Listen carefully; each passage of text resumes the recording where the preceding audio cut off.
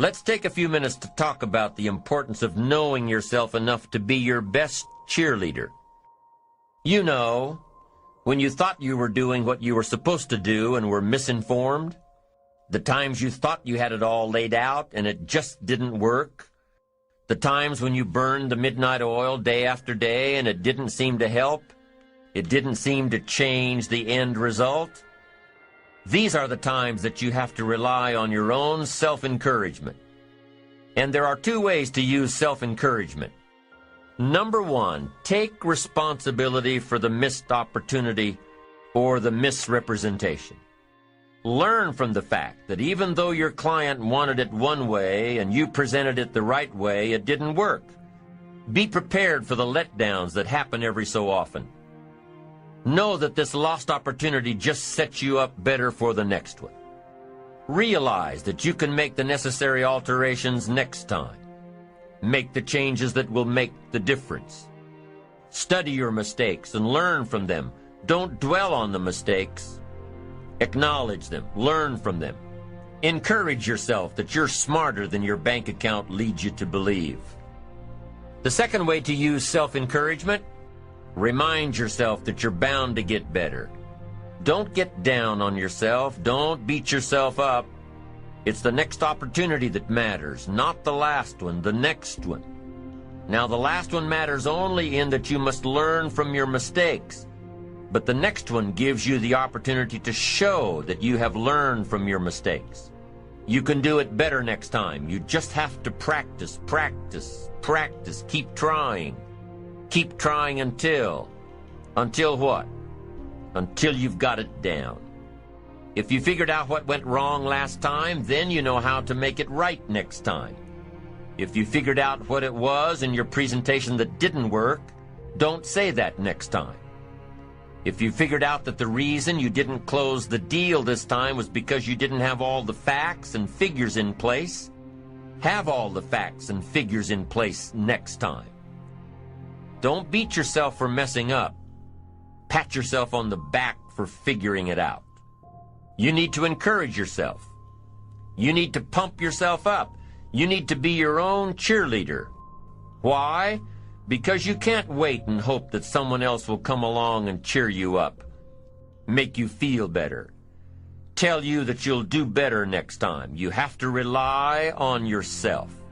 You have to have faith in yourself and your ability to figure out what works and what doesn't, what's right and what's wrong.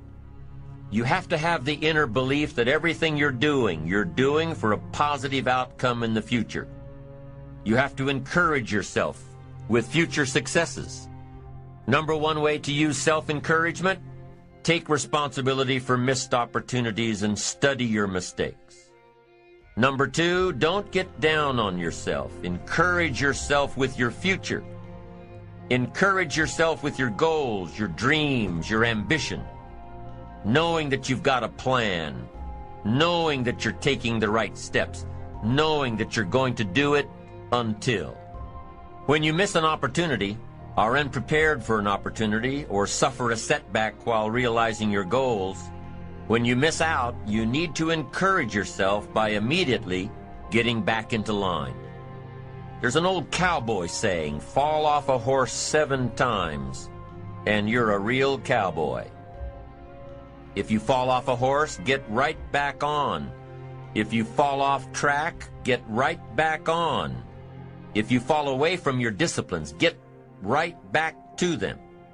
If you fall out of habit, get back into the habit. If you fall off, get back on. If you fall off the horse of habits or disciplines or progress.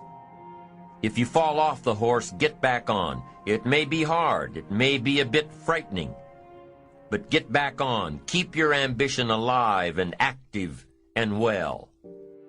We must all suffer one of two pains, the pain of discipline or the pain of regret. If you don't spend an ounce of discipline, you'll most likely suffer tons of regret. Discipline weighs ounces, regret weighs tons. It's much easier to be disciplined and have the money than to try to rationalize why you don't. I'm telling you, better a few disciplines than a lack of dignity. Don't wish for less problems, wish for more skills. Don't wish for less challenge. Wish for more wisdom. Don't wish for it to change out there. Develop yourself to the point that you can truly and totally rely on yourself. Doing something that you don't find challenging, that does not make you stretch mentally, that does not stimulate you, that does not inspire you. Something that you don't find a sense of fulfillment in it. If you're doing that day in and day out, it has to affect how you feel about yourself, your level of motivation. Your relationships. What kind of impact is it having on your life? Is it nourishing or is it a toxic relationship? Does it drain you or does it build you up? Ask yourself that. How motivated are you to do something about it? Your contribution, your actions. What are you giving? Many people will leave the universe without a trace. No one will know they were here. And in fact, under their name, we could put under there, not used up. Will anybody know that you came this way? What contribution are you giving? What will you leave? What will be different because you came this way? Someone once said that life is our gift to us that God has given us, and how we live our lives is our gift to God. What kind of gift are you formulating? Is this a gift that you like to take back and do something else before you turn it in? Think about that. What can we do? What are some of the keys that we can begin to use to motivate ourselves when our batteries run low? Because I don't care who you are, I don't care what you do, at some time you are going to get tired. At some time you're going to get in a rut. Seem like nothing you do works out right. And sometimes it just seems like you just don't have the wherewithal or the will to do anything. That sometimes you act like you're punch drunk. You're just wading through life, just doing time day in and day out, looking at non-discriminatory television, anything that's on, just looking. And depressed, feeling powerless, feeling useless, and bored. What do? How do you get yourself out of a rut? How do you, when you know you can do more than what you've been doing and you're not doing it and you're discontent with where you are, you get angry at yourself.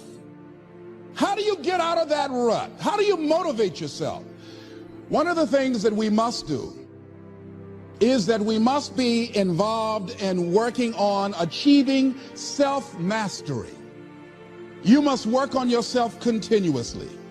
Never be satisfied with yourself. Always know that as you invest the effort and time on you, that's the greatest ability that human beings have above animals. See, a dog can't be anything but a dog. Tree can't be anything but a tree. Human being, you've got unlimited potential. You can put effort on you, and by concentrating on you and developing you, you can transform your life wherever you are right now. So you want to work on yourself. You want to read books that inspire you and motivate you. You want to listen to tapes over and over and over again. And I suggest that you listen to tapes when you first get up in the morning. You want to control the spirit of your day. When you first wake up in the morning, your mind is operating at 10.5 wave cycles per second. That's when the subconscious mind is most impressionable. Whatever you hear in the first 20 minutes when you wake up, that will affect the spirit of your day. When you listen to tapes, listen with relaxed belief. Believing that this can happen for you. And by listening to them, listen to them over and over and over again, and you will get a breakthrough. You can listen to the same tape for months, and all of a sudden you hear something you never heard before. It'll have a special meaning for you. Or read the same book over again, and you find some special insight. You said, I can't believe I didn't see that the first time. So you want to be involved in developing yourself. Most people won't do that.